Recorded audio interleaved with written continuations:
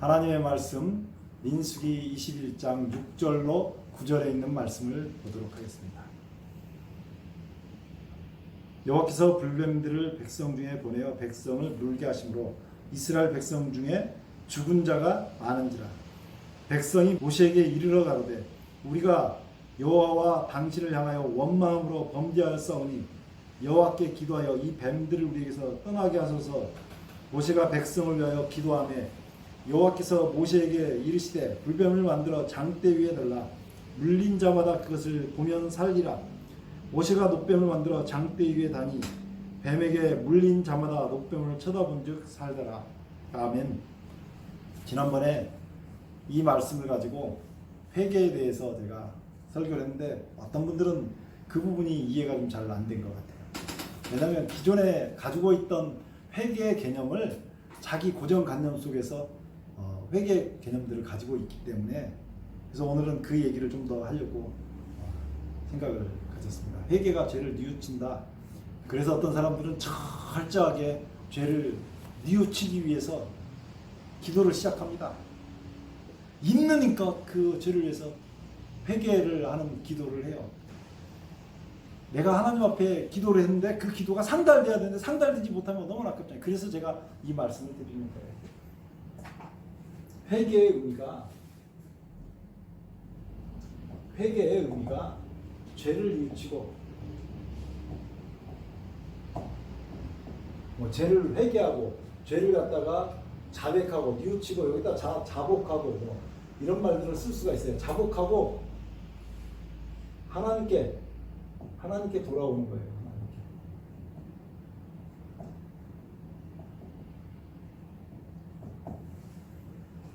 회개의 의미는 죄를 자복하고 하나님께 돌아오는 것입니다.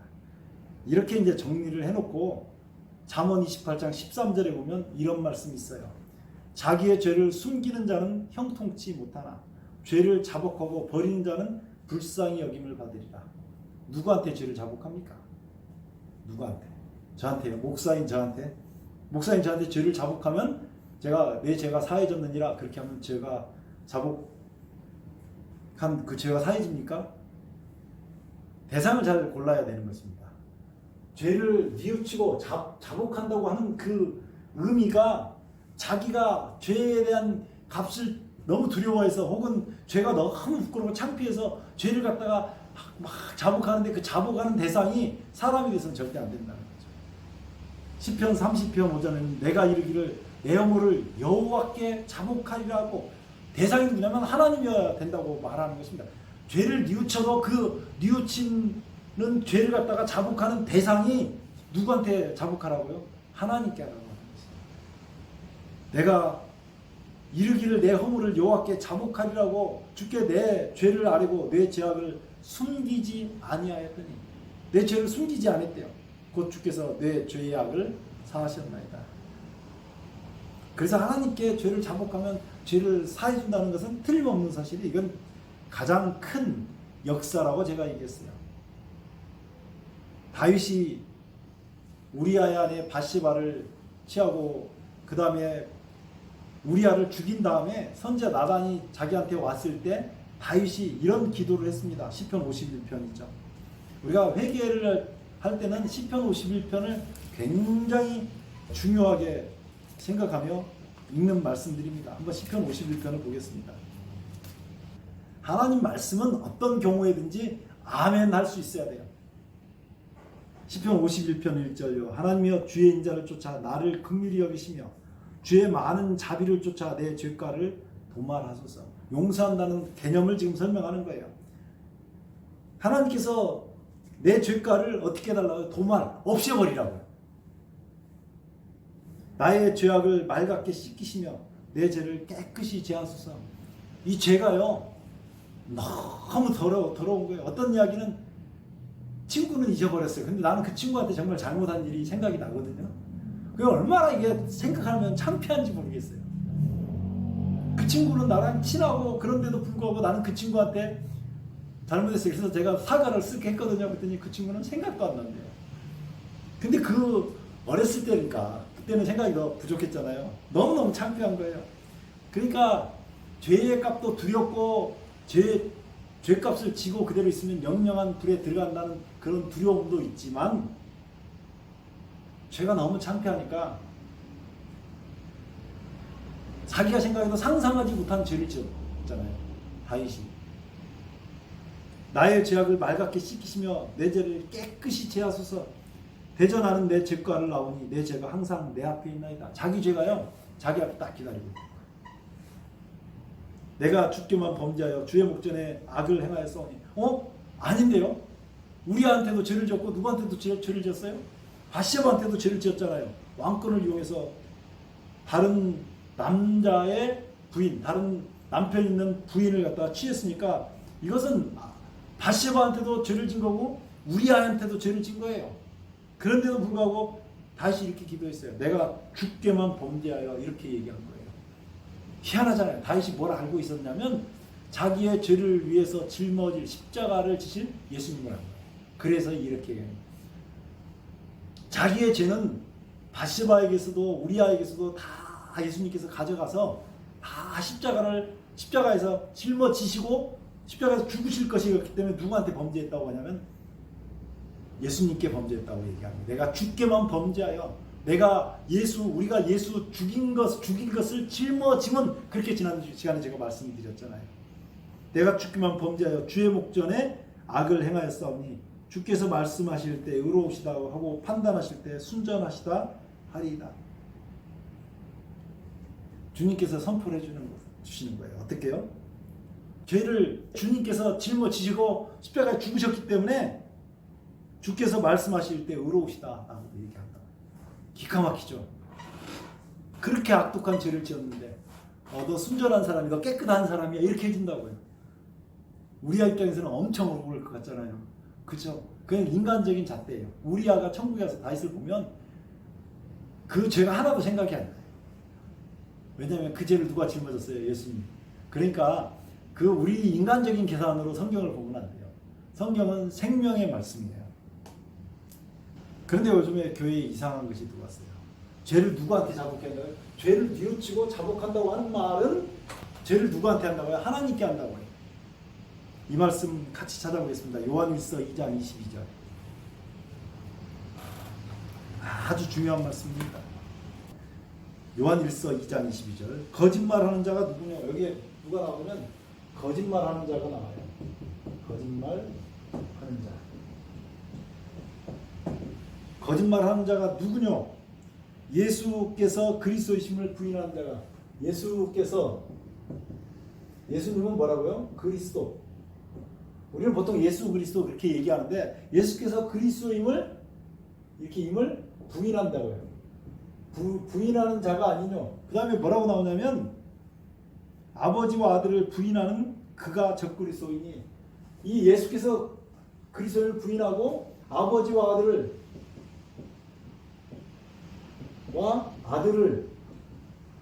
부인하는 자가, 이게 뭐라고요? 적그리스도고요. 거짓말하는 자가 적그리스도인데 예수께서 그리스도임을 부인하는 자라고. 성경에는 딱 이 한 구절이 적그리스도의 정체를 알 수 있는 말씀이에요. 제가 회개에 대해서 얘기했잖아요. 회개는 죄를 뉘우치고 자복하고 하나님께 돌아가는 것인데 사람이 하나님과 거리가 나버렸어요. 너무나 큰 거리가 나버렸어요. 모든 사람이 다요. 고린도전서 15장 22절에 아담 안에서 모든 사람이 죽은 것 같이 아담 안에서 모든 사람이 죽었다고 얘기하는데 하나님과 거리가 나버렸어요. 영원한 생명이신 하나님과 사람이 거리가 완전히 나버렸어요. 그 다리를 연결해 준 게 누구냐? 예수님이에요. 예수님. 그래서 예수님이 하나님께 연결한 다리다. 예수는 그리스도다, 그 말이에요. 예수님만이 우리를 구원하는 구세주다, 그런 말이에요. 그런데 어떻게 해서 구해주십니까? 예수님께서 우리 죄를 다 짊어지고 십자가에 달려 죽어서, 그래서 우리를 구원해 주시는 거거든요. 그런데 이상한 게 들어왔는데, 교회에 들어왔는데 뭐냐면 사람이 남의 죄를 들어요. 그러니까 죄를 뉘우치고 자복하고, 이건 누구한테 해야 된다고요? 하나님께 해야 되는 거예요. 근데 사람이 죄를 듣고 죄를 사해줬다 이렇게 얘기를 하면 어떻게 되겠어요? 하나님의 자리를 찬탈하는 거예요. 그것을 뭐라고 얘기하면 적그리스도라고 해요.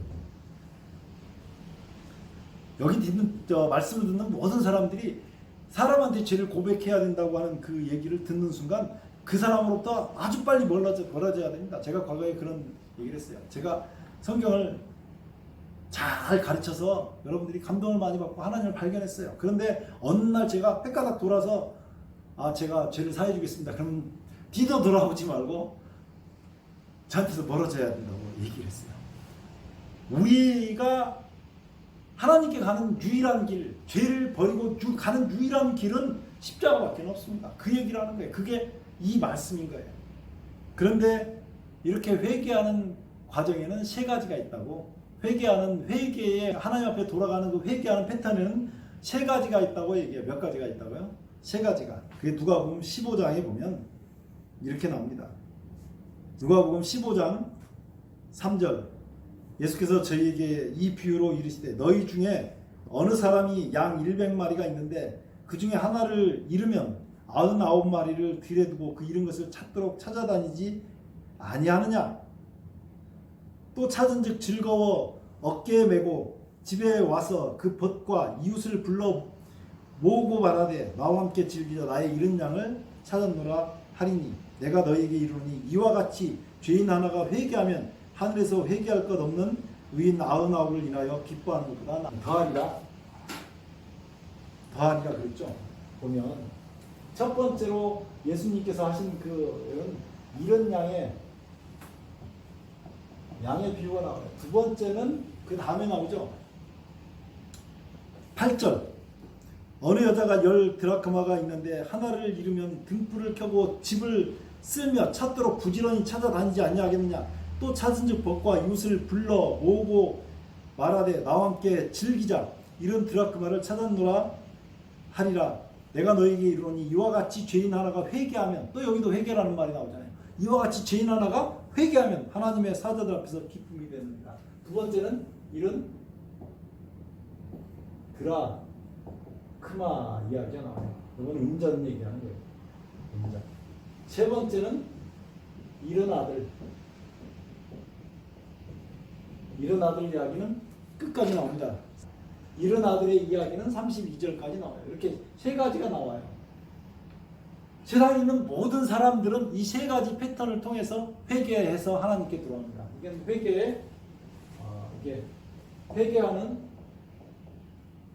회개에 대한 세 가지 패턴을 얘기하는 거예요. 그러면 잃은 양과 잃은 드라크마와 잃은 아들의 차이는 뭐냐면, 제일 먼저 잃은 드라크마예요. 잃은 드라크마. 드라크마는 은전은 자기가 잃어버린지를 모르고 살았어요. 그런데 주인이 찾으러 온 거예요. 찾도록 찾은 거죠. 잊어버린 존재라는 걸 몰랐어요. 은전 자체가 감각이 없는 거니까 예수님께서 하신 비유예요. 두 번째 잃은 양은 잃어버림을 당한 줄은 알았어요. 근데 돌아갈 길을 모르는 거예요. 세 번째 잃은 아들은 자기가 잊어버린 줄도 알고 돌아갈 길을 알았어요. 실제로 성경에서 그런 예를 한번 찾아보자고요. 성경에 신약 성경을 제일 많이 쓴 믿음으로 말미암는 을을 주창한 사도 바울. 사도 바울은 어떤 유형에 속할 것 같아요? 잃어버린 아들이에요? 잃어버린 양이에요? 잃어버린 드라크마예요? 이 사도 바울이 회심한 이야기가 사도행전 9장에 나옵니다. 얼마나 비유가 적절하게 사도 바울에게 적용이 됐는지 보세요. 9장 1절. 사울이 주의 제자에 대하여 여전히 위협과 살기가 등등하여, 예수님의 복음을 전파하는 사도들과 그 많은 복음을 전파하는 사람들에 대해서 살기가 여전히 어떻게 있어요? 등등해요. 이것 말씀만 봐도 어디에 속할 것 같이 딱 보이죠? 어디에 속할 것 같아요? 저 본인이 잃어버린 줄을 알고 있어요? 모르고 있어요?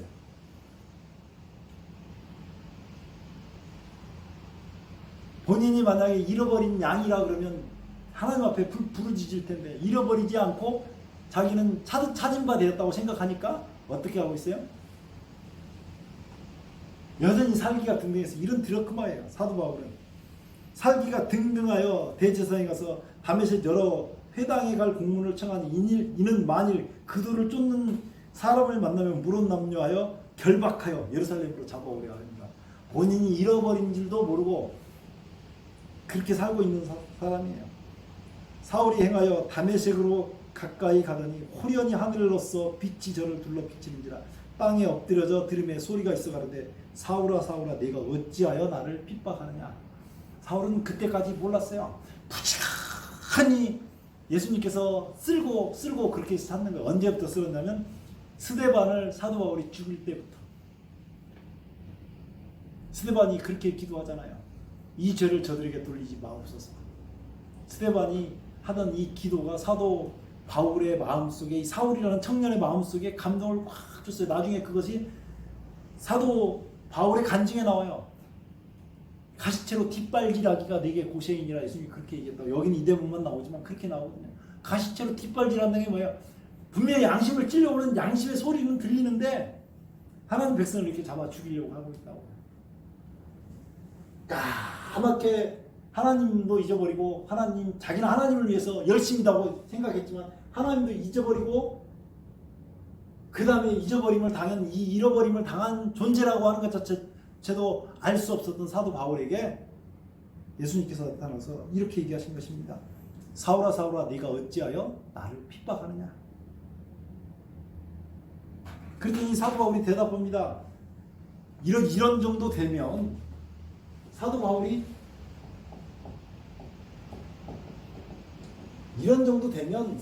뭐라고 얘기하냐면 아이고 잘못했습니다 그래야 되는데 그게 아니라 주여 미시오니까 이렇게 얘기한다고요. 제가 이 대목을 여러 차례 설명했음에도 불구하고 또 설명합니다. 어떤 사람이 하나님 말씀을 정말 열심히 읽고 기도를 했어요. 소나무 하나가 뿌리가 뽑힐 정도로 이따만한 소나무를 잡고 계속 기도를 했고 소나무가 얼마나 괴로웠겠어요. 소나무를 뿌리채 뽑을 만큼 하는데 귀에서 소리가 잘 들리는 것입니다. 그럼 어떻게 해야 돼요? 오늘 몇 시에 무슨 일이 있을 것이다. 자, 귀에 들리는 그 소리가 하나님의 소리라는 증거가 어디가 있습니까? 사람도 이용할 수 있다니까요. 어떤 사람이 정말 열심히 기도했어요. 열심히 기도했는데 그 사람 앞에 어떤 영이 하나 나타나가지고 네가 만왕의 왕이다 그렇게 한 거예요. 그럼 어떻게 해야 돼요? 사탄아 물러가라. 나사렛 예수의 이름으로 명하노니 사탄아 물러가라 이렇게 하죠. 귀에 들리는 소리가 다 성령의 소리라고 들으면 안 되는 것입니다. 꼭박 속아 넘어가는 거예요. 그런 소리가 아무리 들려도 우리의 기준은 하나님의 말씀밖에 없습니다. 제가 이 방송을 통해서 이렇게 말씀드리는데 저를 설득시키려고 그러면 하나님 말씀을 가지고 설득시켜요. 다른 거는 저를 설득시킬 수 있는 것이 아니에요. 저는 하나님 말씀으로 정확하게 이게 옳다라고 보여주면 제가 따라가는 사람이에요. 하나님 말씀으로는 저를 설득해야 돼요. 제가 이렇게 말하니까 이게 무슨 말이지 그렇게 생각할 수 있는데 뒤집어서 얘기해 볼게요. 제가 선포하는 말씀이 하나님 말씀에 맞은 말씀이면 이것을 반대한다고 하면 하나님을 대적하는 일입니다. 제가 목사가 된 건 사람이 저를 목사를 시킨 게 아니라 하나님께서 목사를 시키신 거거든요. 사도 바울은 그런 상황에 뭐라고 물어봤냐면 주여 니시니까? 라고 물어본 거예요. 귀에서 소리가 들릴 때 뭐 해야 돼요? 누구냐고 물어봐야 되는 거예요.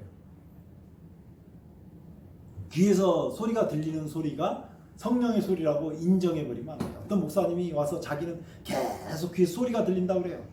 제가 어떤 분한테는 물어봤고 어떤 분한테는 안 물어봤는데 물어보셨습니까? 이 대목을 놓고. 근데 그 목사님이 떨더라고요. 안 물어봤거든요. 그리고 그렇게 귀에 소리가 들린다고 하는 소리의 대부분은 하나님께로부터 온 것은 아닐 가능성이 큽니다. 나는 내가 핍박하는 예수라. 그렇게 해서 잃어버린 드라크마 같은 사도 바울이 나중에 신약 성경을 14권이나 쓰는 위대한 사도로 변화합니다. 이런 드라크마를 찾아서 저렇게 쓰는 거예요. 그런가 하면 또 한 사람 우리가 생각을 해보겠습니다. 베드로, 신약 시대에 유대인들에게 복음을 전하는 사명을 맡았던 베드로, 예루살렘 총회장 같은 존재였던 베드로. 베드로는 어떤가? 누가복음 5장에 베드로가 처음 예수를 만난 장면이 나와요. 누가복음 5장 한번 보겠습니다. 자, 누가복음 5장에 보면 이런 얘기가 있어요. 5장 1절 무리가 옹이하여 하나님의 말씀을 들을새 예수는 게네사렛 호숫가에 서서 호숫가의 두 배에 있는 것을 보시니 어부들은 배에서 나와 그물을 씻는지라. 사도 베드로가 지금 그물을 싣고 있었거든요. 예수께서 한 배에 오르시니 그 배는 시몬의 배라. 육지에서 조금 뛰기를 청하시고 앉아서 배에서 무리를 가르치시더니, 이렇게 무리를 가르칠 때 사도 베드로가 그 얘기를 들었던 거예요. 얼마나 감동을 받았는지 몰라요. 말씀을 마치시고 시몬에게 이르시되 깊은 데라서 그물을 내려 고기를 잡으라. 지금 베드로가 자기가 잃어버림을 당한 사람이라는 걸 알고 있어요, 모르고 있어요? 모르고 있는 거예요, 모르고 있는 거예요. 그런데 말씀을 들으면서 말씀이 좀 일구어진 거죠.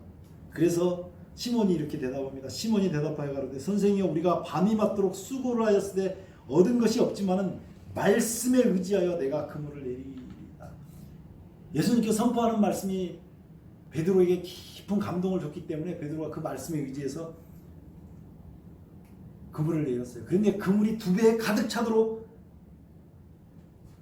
고기가 잡힌 것입니다. 그랬더니 8절에 시몬 베드로가 이를 보고 예수의 무릎 앞에 엎드려 가로되 주여, 나를 떠나서 나는 죄인이로소이다. 예수님 만나니까 죄인이라는 고백이 나오잖아요. 잃어버린 그물 당한 줄을 모르고 있던 시몬 베드로도 역시 찾았어요. 하나님의 말씀과 예수님을 만나가지고 그 예수를 보니까 나는 죄인이로소이다. 자기의 죄에 대한 고백이 나온 거예요. 죄를 자복하고 하나님께 돌아온다. 죄를 갖다가 누구한테 자복? 그냥 하나님께 자복하는 거예요. 그러니까 하나님께 돌아와서 자복한다는 말이 맞아요. 하나님, 나를 창조하신 하나님, 그 하나님을 불러야죠. 아람 같은 경우에 선악과를 먹었잖아요. 자기가 잃어버림을 당한지는 알고 있었어요. 창세기 3장에 한번 보면 선악과를 먹고 하나님이 거니시는 소리를 듣고 동산에 숨었어요. 자기가 잃어버림을 당한지는 알았어요. 아담아, 네가 어디 있느냐? 내가 벗었으므로 두려워하여 숨었습니다. 내가 여호와의 소리를 듣고 벗었으므로 두려워하여 숨었나이다. 이렇게 답변하잖아요. 아담은 자기가 잃어버림을 당한 사람이라는 걸 알았어요. 자기가 잘못해서 선악과 먹었잖아요. 온 인류는 그것 때문에 죄에 빠지고. 그런데 돌아갈 길을 몰랐어요. 그게 누가 찾으러 와요? 하나님 찾으러 오셔요. 그러니까 잃은 양은, 여기는 베드로도 있었는데, 잃은 양의 같은 경우는 이게 아담이 대표적인 인물이에요. 아담. 자기가 잃어버림을 당했는데 어떻게 돌아가야 될지를 모르고 있는 상황이에요. 그때 예수님께서, 하나님께서 찾아오셔서 창세기 3장 21절에 가죽옷을 지어 입히시면서 앞으로 내가 십자가에 달려서 너의 죄를 사해 줄 것이다. 이렇게 보여주신 거예요.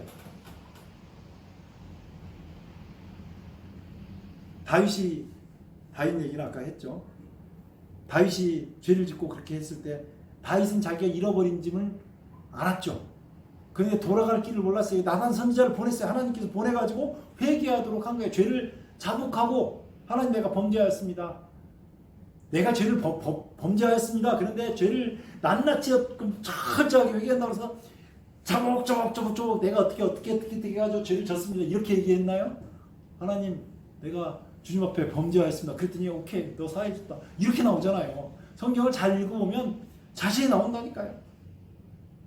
자꾸 인간의 말을 섞으면 안 돼요. 하나님 말씀은 인간의 말을 섞으면 안 됩니다.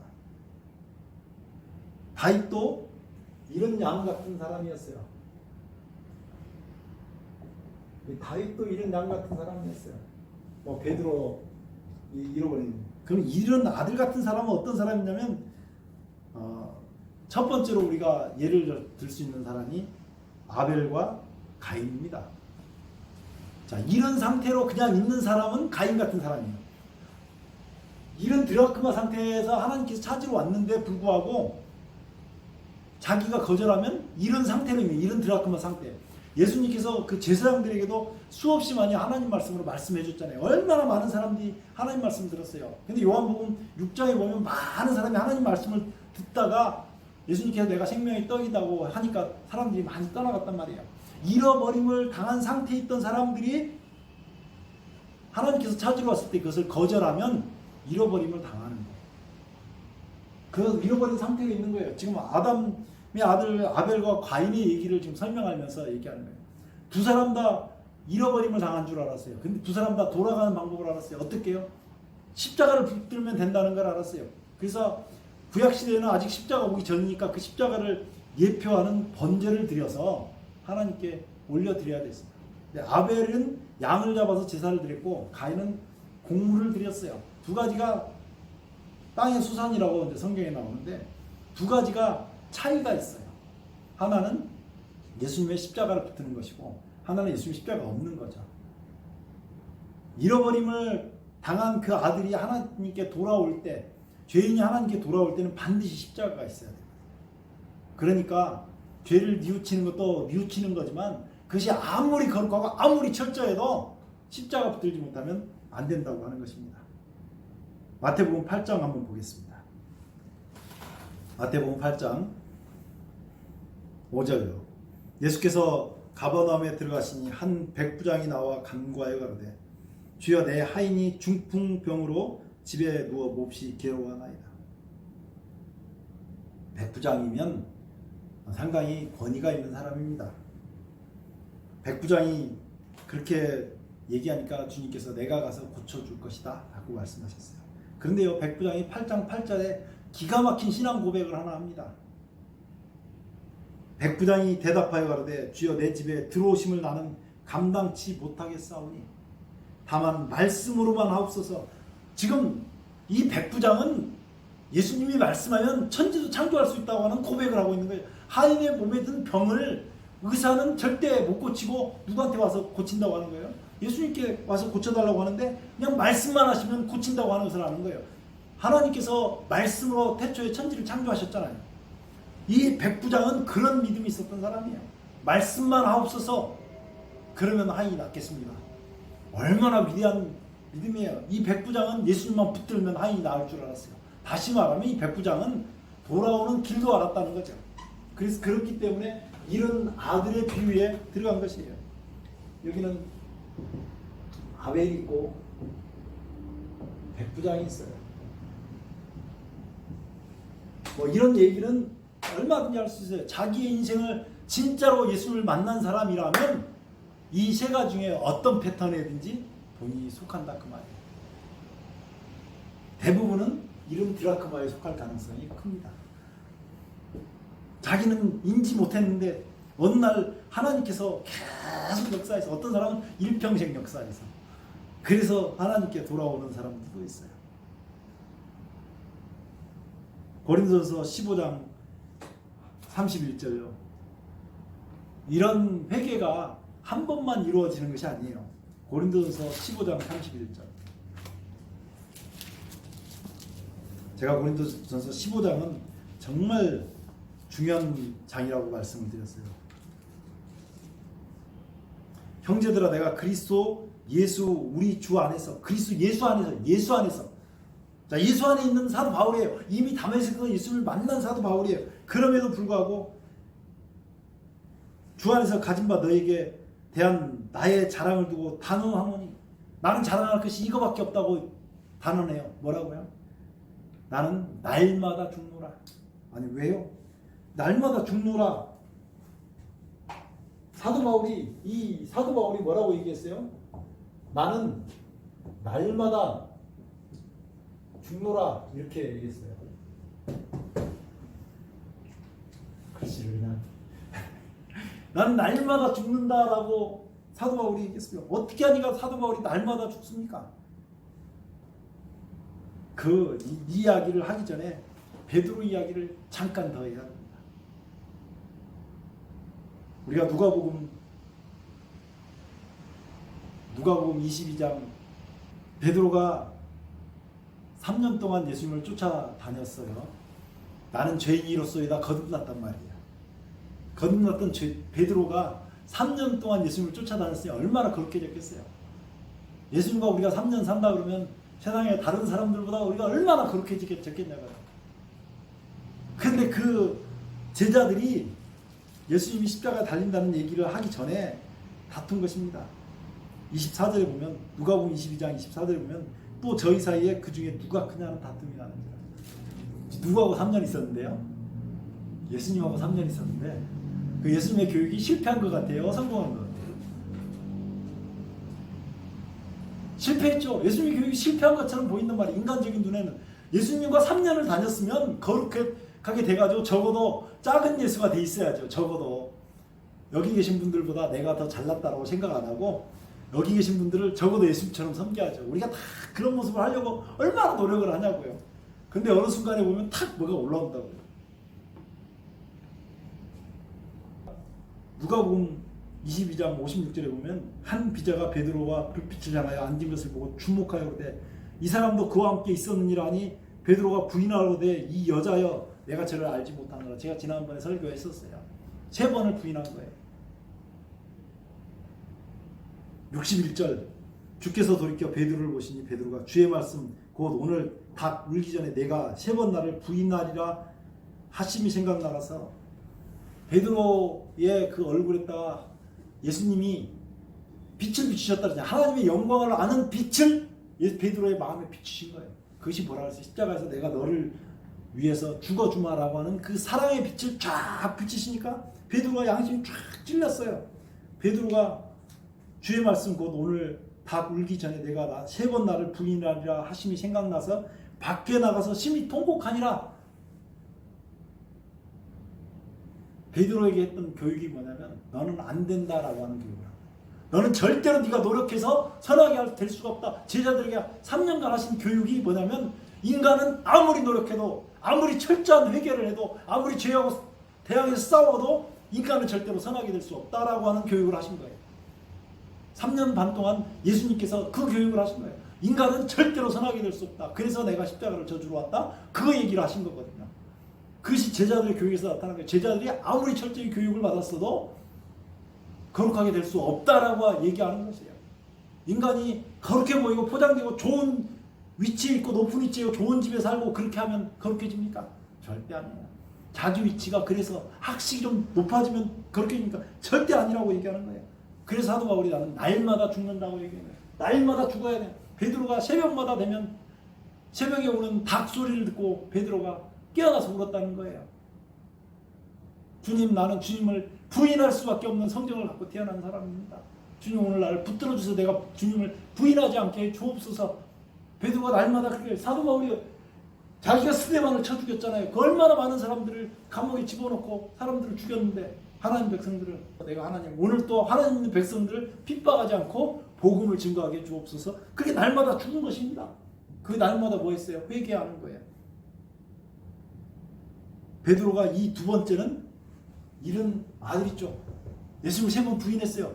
자기가 부인하고 딱 돌이켜서 보니까 자기가 죄진 걸 알았어요. 그러니까 예수님을 쳐다본 거죠. 예수님을 쳐다보니까 회개하는 심정이 쫙 일어나면서 즉시 돌아온 거죠. 이렇게 모든 사람들이 이런 경험들을 다 하고 사는 거예요. 로마서 3장에 보면 이런 이야기들을 하고 있습니다. 회개는요, 진짜 회개는 예수님 볼 때만 일어나요. 베드로가 예수님 안 쳐다봤으면 가룟 유다하고 똑같이 됐을 가능성이 굉장히 커요.